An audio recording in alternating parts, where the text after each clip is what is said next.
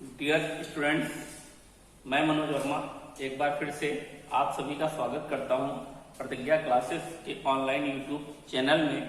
और हमारा आज विषय रहेगा दक्षिणी अमेरिका महाद्वीप।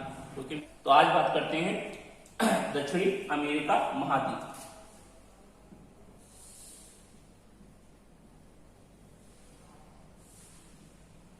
अगर बात करें इसकी तो यह विश्व का चौथा सबसे बड़ा महाद्वीप। और अगर बात करें जनसंख्या में तो जनसंख्या में ये पांचवा सबसे बड़ा महाद्वीप है। क्षेत्रफल की बात रही और ये जनसंख्या की, क्योंकि उत्तरी अमेरिका के बाद चौथा सबसे बड़ा महाद्वीप दक्षिणी अमेरिका ही है। अगर बात करें इसके नामों की तो इसे कहा जाता है पक्षियों का महाद्वीप, और इसे सांपों का महाद्वीप भी कहते हैं। तो ये सारी डिस्कस हम आगे करेंगे, क्योंकि यही दक्षिणी अमेरिका महाद्वीप में अमेजन बेसिन में एक सांप पाया जाता है, एनाकोंडा, जो विश्व का सबसे बड़ा सांप है। और पक्षियों का महाद्वीप इसे इसलिए कहते हैं क्योंकि जो कैरेबियाई सी का क्षेत्र पड़ता है तो वहां पर बहुत सारे पक्षी प्रवासी आते हैं, और इसीलिए इसे पक्षियों का महाद्वीप भी कहा जाता है। देशों की संख्या है 13, तो कुल इसमें 13 देश हैं, जबकि 13 देश में से 11 देश की किसी न किसी प्रकार से तटीय सीमा लगती है, जबकि इसके 2 मात्र देश ऐसे हैं जो पूर्णतः स्थल अवरुद्ध देश हैं।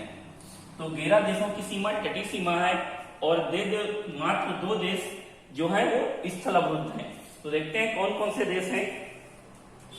एक ये देश है आपका, ये वाला, इसकी सीमा जलीय सीमा नहीं है, इसे कहते हैं बोलोविया।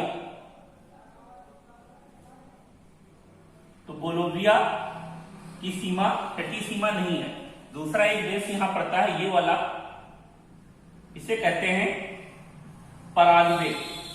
तो दक्षिणी अमेरिका महाद्वीप के 2 देश ऐसे हैं, एक बोलोविया और दूसरा पराग्वे, जिनकी स्थलीय सीमा है, जलीय सीमा नहीं है।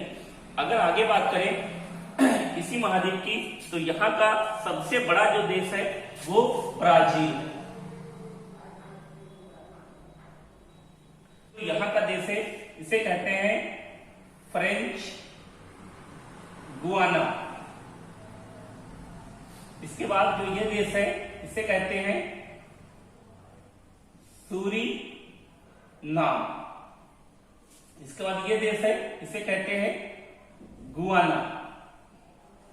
ये अगला देश है, इसे कहते हैं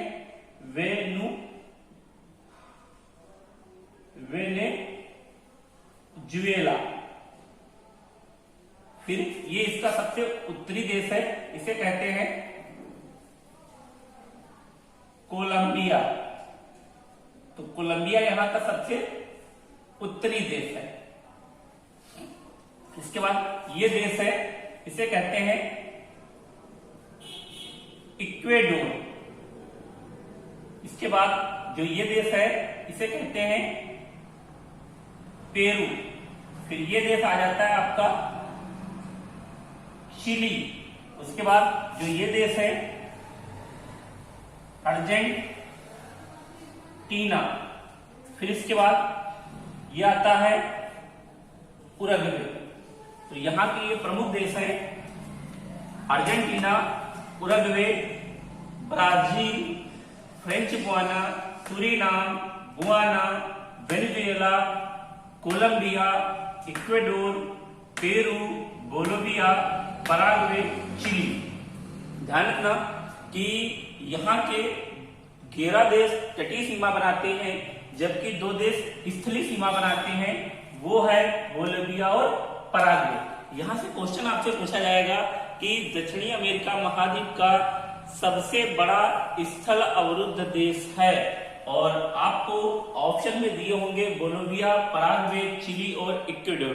तो आप लोग ऑप्शन में लगाओगे बोलोविया, क्योंकि बोलोविया यहाँ का सबसे बड़ा स्थल अवरुद्ध देश है, जबकि पराग्वे बोलोविया से छोटा है।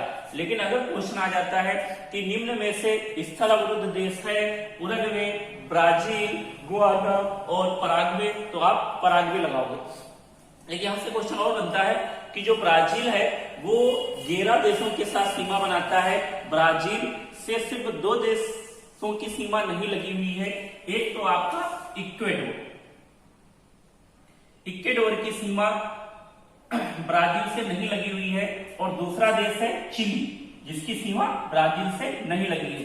तो ध्यान रखना कि ब्राजील से यहाँ के 2 देश नई सीमा बनाते हैं, एक इक्वाडोर और दूसरा चिली। शेष जितने भी देश हैं वो ब्राजील के साथ सीमा बनाते हैं। अगर यहाँ आगे बात करें तो यहाँ से एक और क्वेश्चन पूछा जाता है कि दक्षिणी अमेरिका महाद्वीप एक ऐसा महाद्वीप है जहां से 2 रेखाएं गुजरती हैं, एक भूमध्य रेखा, दूसरी मकर रेखा।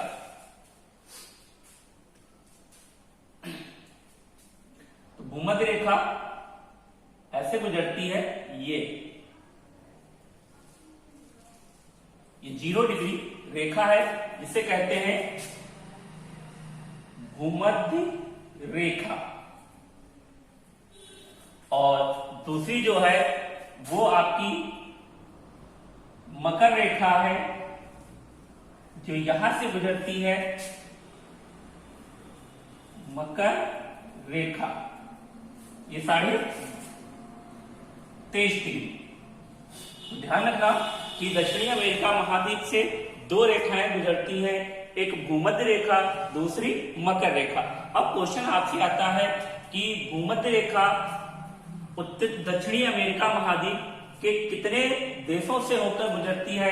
तो ध्यान रखना, एक देश आपका ये आता है इक्वाडोर, दूसरा आपका ये आ गया कोलंबिया, और तीसरा आपका ब्राजील। इक्वाडोर, दूसरा कोलंबिया और तीसरा ब्राजील।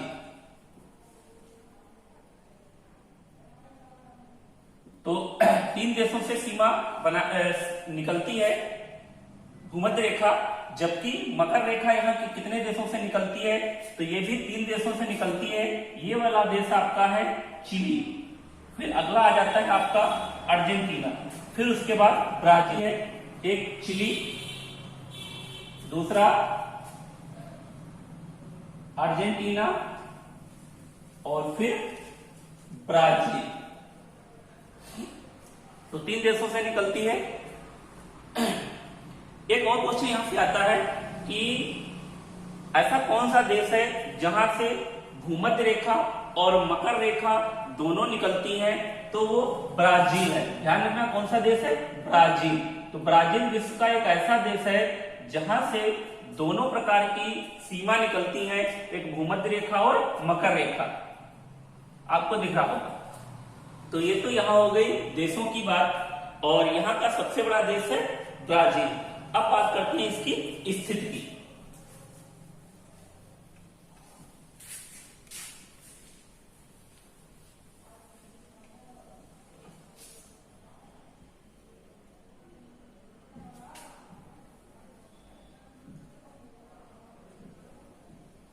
देखते हैं इसके स्थिति की।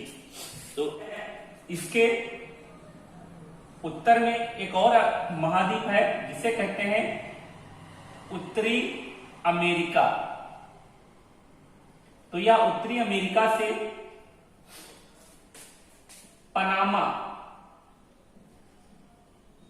जल संधि से अलग होता है। तो उत्तरी अमेरिका और दक्षिणी अमेरिका के बीच में कौन सी जल संधि है, पनामा जल संधि, जो उत्तरी अमेरिका को दक्षिणी अमेरिका से पृथक करती है। फिर दक्षिणी अमेरिका के पूरब में एक महासागर है जिसे कहते हैं अटलांटिक महासागर, जबकि इसके पश्चिम में एक और सागर है जिसे कहते हैं प्रशांत महासागर। इसके दक्षिण में एक महाद्वीप है यहाँ पर जिसे कहते हैं अंटार्कटिका महाद्वीप, और ये अंटार्कटिका महाद्वीप से एक जलसंधि के द्वारा पृथक होती है जिसे कहते हैं मेगलन जल संधि। तो देखते हैं कि उत्तर में इसके पनामा जल संधि है, पूर्व में इसके अटलांटिक महासागर है, दक्षिण में मेगलन जल संधि है और पश्चिम में प्रशांत महासागर है। तो ये हो गई इसकी स्थिति की बात। एक और क्वेश्चन यहां से आपका मिल जाएगा कि एक इसका देश है जिसे कहते हैं कोलंबिया। तो जो एक कोलंबिया है यह 2 सागरों के साथ सीमा बनाता है, क्योंकि जो इसका ये भाग है, ये भाग आ जाता है इसका कैरेबियन सी का, कैरेबियन सागर। जो अटलांटिक महासागर का भाग है, जो इसकी ये सीमा लगती है, ये प्रशांत महासागर से लगती है, ये वाली सीमा। तो ध्यान रखना कि एकमात्र देश कोलंबिया जो 2 सागरों के साथ सीमा बनाता है, एक प्रशांत महासागर और एक अटलांटिक महासागर। दक्षिणी अमेरिका महाद्वीप का सबसे उत्तरी देश है कोलंबिया। तो यह आपका क्लियर हो गया यहां से। फिर आगे बात करते हैं यहाँ के प्रमुख पर्वतों की, नदियों की और पठारों की।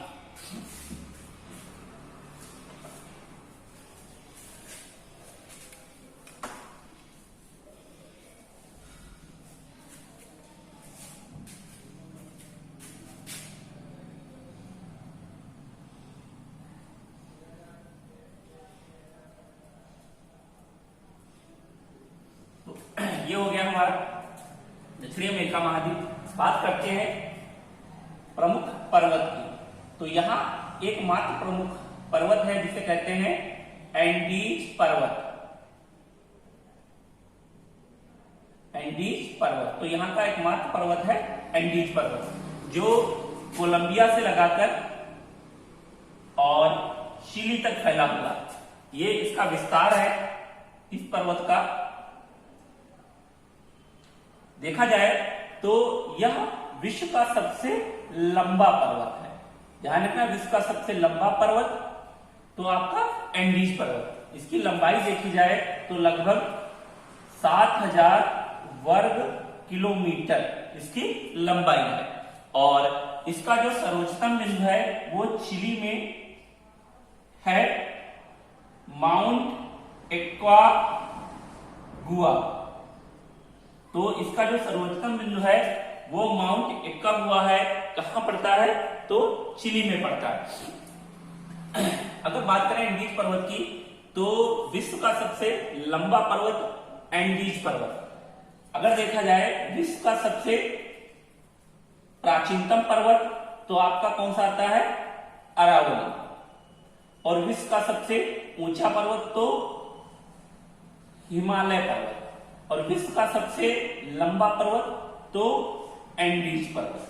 तो ध्यान रखना कि जो हिमालय और एंडीज है ये आपके नवीन बलित पर्वत है, जबकि अरावली प्राचीनतम पर्वत है। और एंडीज पर्वत कहां फैला हुआ है? तो दक्षिणी अमेरिका महाद्वीप में। आगे अगर बात करें तो इसी एंडीज पर्वत के जो पूरी ढलान पर एक पस पाया जाता है जिसे कहते हैं लामा। लामा एक जानवर होता है जो इसी पर्वतीय क्षेत्र में पाया जाता है, और ये एक प्रकार का गधा होता है जो बोझा ढोने के काम आता है। और यहां से एक साइंस से रिलेटेड क्वेश्चन आता है कि जितने भी स्तनधारी होते हैं उनके आरबीसी में केंद्रक नहीं पाया जाता है, लेकिन लामा और ऊंट 2 ऐसे स्तनधारी होते हैं जो इसका अपवाद होते हैं, जिनके आरबीसी में केंद्रक पाया जाता है। तो ध्यान रखना प्रमुख नदियों की। तो यहाँ की एक बहुत प्रमुख नदी है जिसे कहते हैं अमेजन नदी। तो अगर बात करें अमेजन नदी की, तो अमेजन नदी यही पेरू से एंडीज पर्वत से निकलती है और ब्राजील से बहते हुए अटलांटिक महासागर में गिर जाती है। अमेजन नदी की तो उद्गम इसका कहां से हुआ? पेरू एंडीज पर्वत से। और सर्वाधिक कहां बहती है? तो सर्वाधिक इसका बहाव क्षेत्र है ब्राजील में। और ये कहां जाती है? तो अटलांटिक महासागर में। यह विश्व की दूसरी सबसे लंबी नदी मानी जाती है, अर्थात नील नदी के बाद विश्व की दूसरी सबसे लंबी नदी है अमेजन नदी। अगर बात देखी जाए जल ग्रहण की, तो विश्व में सर्वाधिक जल ग्रहण किसका है? अमेजन नदी का है। सर्वाधिक अपवह क्षेत्र या अपवह तंत्र, अपवह तंत्र की दृष्टि से यह विश्व की सबसे बड़ी नदी है। जल ग्रहण की दृष्टि से यह विश्व की सबसे बड़ी नदी है और इसे विश्व की सबसे चौड़ी नदी भी कहा जाता है। और लंबाई में ये दूसरे नंबर पर आती है। यहीं से एक रेखा गुजरी थी जिसे कहते थे भूमध्य रेखा। यहां से रेखा गुजरी है भूमध्य रेखा। तो एक क्वेश्चन ये भी आता है कि भूमध्य रेखा के समांतर बहने वाली नदी कौन सी है? तो वो अमेजन नदी है। और यहां से एक और क्वेश्चन पूछा गया है कि थोड़ा इसका बहाव क्षेत्र इस प्रकार है, ऐसे। तो ये कहां गिर जाती है? ये भूमध्य रेखा के पास, अर्थात भूमध्य रेखा के पास गिरती जाकर है और भूमध्य रेखा के समान बहती है या समांतर बहती है। कि भूमध्य रेखा के आसपास का जो क्षेत्र होता है वो उष्णकटिबंधीय क्षेत्र होता है, अर्थात गर्मी वाला होता है। और जहां गर्मी होती है वहां सर्वाधिक वर्षा भी होती है। और यहाँ पर सर्वाधिक वर्षा होने के कारण यहाँ पर कुछ वन पाए जाते हैं जिन्हें उष्ण कटिबंधीय वन कहा जाता है। लेकिन जो ये यहाँ पर पाए जाते हैं या इन्हीं को वर्षा वन भी कहा जाता है, वर्षा वन। तो ध्यान रखना कि अगर क्वेश्चन आता है कि भूमध्य रेखा के आसपास जो वन पाए जाते हैं उन्हें क्या कहते हैं, तो उन्हें उष्णकटिबंधीय वन कहते हैं। लेकिन दक्षिणी अमेरिका में जो भूमध्य रेखा के आसपास वन पाए जाते हैं उन्हें क्या कहते हैं? वर्षा वन कहते हैं। और अगर क्वेश्चन आ जाए कि ये जो क्षेत्र है ये पूरा ब्राजील का क्षेत्र है और ब्राजील में जो उष्णकटिबंधीय वन पाए जाते हैं उन्हें क्या कहते हैं? तो उन्हें सेलवास कहते हैं। ये भी क्वेश्चन ध्यान रखना कि जो ब्राजील में वर्षा वन पाए जाते हैं उन्हें क्या कहते हैं? सेलवास कहते हैं। और विश्व में सर्वाधिक वन जो है ब्राजील में ही पाए जाते हैं। तो विश्व का लगभग 25% वन कहाँ पाए जाते हैं? तो अमेजन में। और जो ये अमेजन बेसिन है तो ये किस नदी के कारण हुआ है? अमेजन नदी के कारण हुआ है। और यहाँ पर जो वन पाए जाते हैं तो ये बहुत जल्दी ग्रोथ करते हैं क्योंकि सघन वन क्षेत्र है और सदाबहार वन है। जो छोटे पेड़ उगते हैं तो वो अपनी ग्रोथ करने के लिए, अर्थात सूर्य का प्रकाश ग्रहण करने के लिए बहुत तेजी से ऊपर की ओर बढ़ते हैं और कम समय में बहुत लंबे लंबे वृक्ष पाए जाते हैं। किस क्षेत्र में? तो अमेजन क्षेत्र में। एक यहाँ से क्वेश्चन और पूछा जाता है कि जो ये अमेजन बेसिन है और इसी को कहते हैं पृथ्वी के फेफड़े। तो पृथ्वी के फेफड़े किसे कहते हैं? अमेजन बेसिन को कहते हैं या वर्षावन सेलवास को कहते हैं। क्यों? क्योंकि फेफड़े जो होते हैं वो CO2 निकालने और ऑक्सीजन लेने का कार्य करते हैं। उसी प्रकार जो ये क्षेत्र वन है ये पृथ्वी के फेफड़े कहलाते हैं क्योंकि ये फेफड़ों के समान वर्क करते हैं। कि पृथ्वी की छत, तो ध्यान रखना कि पृथ्वी की छत कहलाती है पामीर का पठार। पृथ्वी का सुरक्षा कवच, तो पृथ्वी का सुरक्षा कवच कहा जाता है ओजोन परत पर। इसी अमेजन नदी में एक सांप पाया जाता है जिसे कहते हैं एनाकोंडा। यह विश्व का सबसे बड़ा सांप है। इसी को कहा जाता है आदमी को खाए वाला सप्वा, अर्थात इतना बड़ा होता है कि ये आदमी या कोई विशालकाय जानवर को भी निगल सकता है। ब्राजील की तो ध्यान दीजिए कि ब्राजील की राजधानी मैंने ब्राजीलिया बता दी थी। ब्राजील विश्व में सर्वाधिक कहावा उत्पादित करने वाला देश है। विश्व की लगभग 80% कॉफी कहवा का उत्पादन अकेले ब्राजील करता है और यहाँ जो कहवा के बागान पाए जाते हैं उन्हें फर्जेंडा कहा जाता है। जो ब्राजील है वो रबर के पौधे का मूल स्थान माना जाता है, अर्थात रबर के पौधे का मूल स्थान ब्राजील को ही माना जाता है। लेकिन देखा जाए तो रबर विश्व में सर्वाधिक उत्पादन करने वाला देश है इंडोनेशिया, थाईलैंड और मलेशिया। लिया है, इसी का एक शहर है जिसे कहते हैं रियो डी जिनेरिया।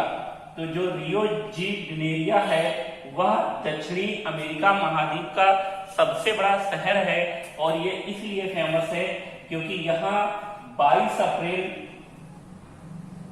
1992 को पहला पृथ्वी सम्मेलन का आयोजन किया गया था। तो ये एक पॉलिटिकल क्वेश्चन है कि पहली बार पृथ्वी सम्मेलन का आयोजन कहाँ किया गया था, तो रियो डी जनेरिया ब्राजील में किया गया था 22 अप्रैल 1992 को। और तभी से हम प्रत्येक 22 अप्रैल को पृथ्वी दिवस के रूप में मनाते हैं। तो आगे बहुत सारे क्वेश्चन ब्राजील से हैं जो आगे बताएंगे। फिर आगे बात है प्रमुख मरुस्थलों की। तो यहाँ 2 मरुस्थल पाए जाते हैं, एक आता है आटाकामा मरुस्थल। जो आटाकामा मरुस्थल है वो इस वाले क्षेत्र में अर्थात चिली में ये फैला हुआ है। आटाकामा मरुस्थल ये मरुस्थल है आटाकामा। आटाकामा मरुस्थल यह विश्व का सबसे शुष्क मरुस्थल माना जाता है। ध्यान रखना, विश्व का सबसे शुष्क मरुस्थल कौन सा है, तो वो आटाकामा है। और इसकी शुष्कता का कारण ये है क्योंकि ये प्रशांत महासागर में एक यहाँ पर धारा बहती है जो ठंडी जलधारा है जिसे कहते हैं पेरू या हम बोल्ट की जलधारा। और इस जलधारा के कारण ये जो क्षेत्र है ये शुष्क है, एक मरुस्थलीय प्रदेश है जिसे कहते हैं आटाकामा। और थोरियम उत्पादन के लिए फेमस है। और इसी आटाकामा मरुस्थल में चिली में एक खान है जिसे कहते हैं चुकीकीमाटा। चुकीकीमाटा, तो ध्यान रखना, जो चुकीकीमाटा खान है ये विश्व की सबसे बड़ी तांबे उत्पादन की खान है। तो ये क्वेश्चन पूछा जाता है कि विश्व में सर्वाधिक तांबा किस खान से उत्खनन किया जाता है, तो चुकीकीमाटा कहाँ पड़ती है, चिली में। और किस मरुस्थल में पड़ती है, तो आटाकामा मरुस्थल में। एक और पठार है यहाँ पर अर्जेंटीना में जिसे कहते हैं पेंटागोनिया का मरुस्थल। पेंटागोनिया का मरुस्थल, तो यह एक शीतोष्ण मरुस्थल है और कहां पड़ता है, तो चिली में पड़ता है। इसके मरुस्थल होने का एक कारण यह है कि जो एंडीज पर्वत है यह इसके पृष्ठ छाया प्रदेश का भाग है और पृष्ठ छाया प्रदेश के कारण यहाँ की जो पवनें आती हैं वो शुष्क हो जाती हैं, ठंडी हो जाती हैं और जिसके कारण इस क्षेत्र में वर्षा नहीं होती है और जिससे पेंटागोनिया मरुस्थल का निर्माण हुआ है। तो ये यहाँ के प्रमुख मरुस्थल हैं। एक दो क्वेश्चन और यहाँ से उठते हैं। एक यहाँ पर एक देश है जिसको कहते हैं इक्वेडोर, और इक्वेडोर में एक ज्वालामुखी है जिसको कहते हैं कोटोपैक्सी ज्वालामुखी। यह कोटोपैक्सी ज्वालामुखी विश्व का सबसे ऊंचा सक्रिय ज्वालामुखी है, जबकि एक में जिसे कहते हैं चिम्बरेजी ज्वालामुखी। और जो चिम्बरेजी ज्वालामुखी है यह विश्व का सबसे ऊंचा सुप्त ज्वालामुखी है। ध्यान रखना कि विश्व का सबसे ऊंचा सक्रिय ज्वालामुखी कहाँ है? इक्वेडोर में। जबकि विश्व का सबसे सुषुप्त ज्वालामुखी कहाँ है? चिम्बरेजी, वो भी इक्वेडोर में। एक और यहाँ पर इक्वेडोर और बोलिविया की सीमा पर एक झील पड़ती है जिसे कहते हैं टिटिकाका झील। ध्यान रखना कि जो टिटिकाका झील है ये विश्व की सबसे ऊंची नौकायन झील है। तो विश्व की सबसे ऊंची नौकायन झील कौन सी है? टिटिकाका झील, बोलिविया और इक्वेडोर की सीमा पर पड़ती है। इसके आगे और भी है, वो दूसरे पार्ट में हम बताएंगे। अगर आप सभी को हमारा चैनल अच्छा लग रहा हो तो सभी लोग चैनल को सब्सक्राइब करिए, लाइक करिए, कमेंट करिए और बेल आइकॉन प्रेस करना मत भूलिए, जिससे हमारे अगले वीडियो की नोटिफिकेशन आप सभी को मिल सके। धन्यवाद।